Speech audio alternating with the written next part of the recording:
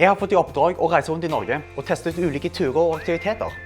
Målet er å gjøre alt så enkelt, rimelig og bærekraftig som mulig, og dele mine tips og triks til deg som ser på. Mitt navn er Kentaro, og dette er min drømmesommerjobb.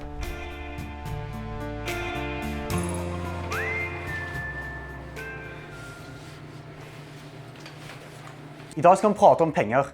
Jeg er student og liker å drive med litt forskjellig, så det kan jo koste litt hvis jeg ikke er forsiktig. Jesus. Men du trenger heller ikke masse penger for å få utrolig kule opplevelser. Det skal jeg vise deg i dag.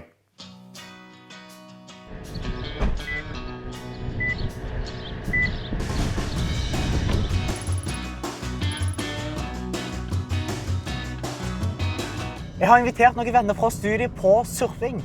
Noen av de har aldri prøvd det før, og et par av oss har prøvd det før. Så det blir spennende. Jeg gleder meg.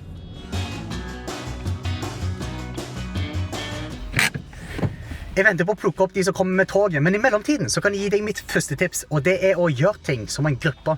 Så det er mye hyggeligere først og fremst, men også du kan spare mye penger på å kunne spleise på kostnadene. Så for eksempel så koster det 200 kroner å sette opp telt der vi skal. Men den kostnaden kan bli delt opp i 4, fordi vi er 4 stykker som sover i teltet. Det er ikke verst.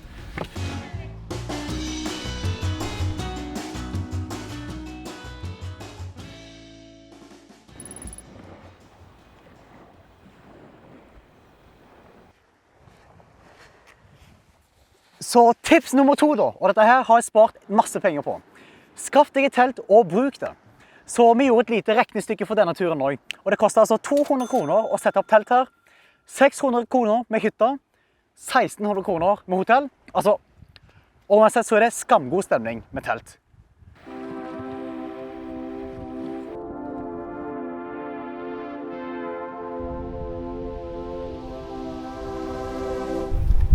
Jeg tror jeg har litt lange armer. Hva er dine forventninger til dagen, Anders? Jeg tror jo i utgangspunktet vi kommer til å trine en del. Vi gjør det. Men i løpet av dagen så skal vi klare å stå innover. Ja. Ja! Ja!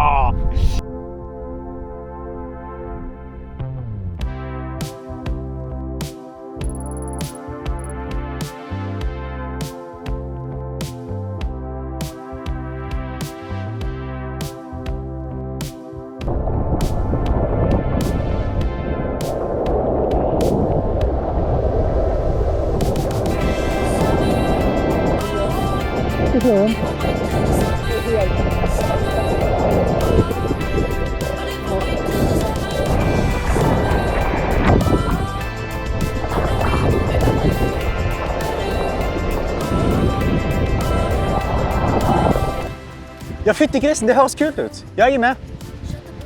Ja, vi ses. Ta-ta.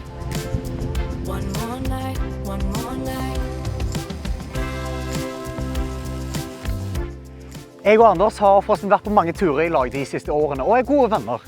En de kan stole på og få gode råd fra. Hvordan synes du det gikk med surfingen?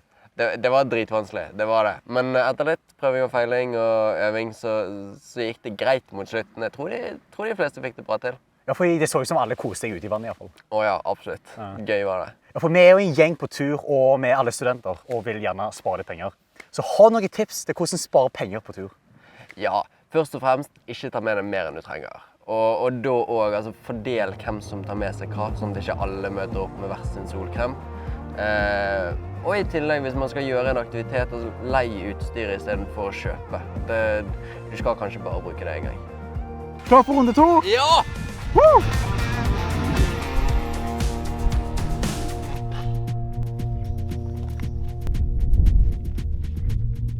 Så la meg gi deg et siste tips. Det å leie kan ofte være økonomisk lønnsomt, men når du først skal gå inn for å kjøpe noe, vil jeg anbefale å investere i god kvalitet. Jeg har for eksempel erfart at noen type billige tursko blir mye fortere ødelagt enn ordentlige sko. Og det meste kan vare deg i flere tiår hvis du kjøper noe skikkelig, og med riktig vedlikehold. Du vil for eksempel forlenge levetiden på soveposen din gjennom å bruke lakenpose. Anbefales på det sterkeste.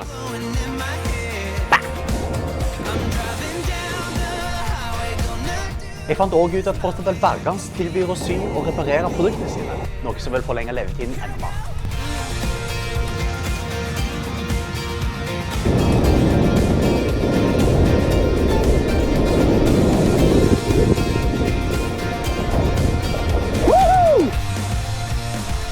Så neste oppdrag på agendaen det er en lang sykkeltur, og jeg har ennå ikke funnet ut av hvordan jeg skal skaffe meg sykkel til denne turen, så det blir spennende. Og forresten, abonner på YouTube-kanalen for å få med deg resten av eventyret. Vi ses!